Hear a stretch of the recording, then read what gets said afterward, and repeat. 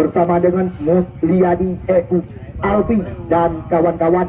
Kembali lagi mereka akan diandalkan oleh tim Persikuta Kecamatan Sawang, Kabupaten Aceh Utara. Sedangkan yang menjadi lawan tanding daripada mereka, di mana sore hari ini kandidat kuat calon juara Persum Ulegle Kecamatan Makmur Kabupaten Biren, dan juga mereka tidak mau dipermalukan.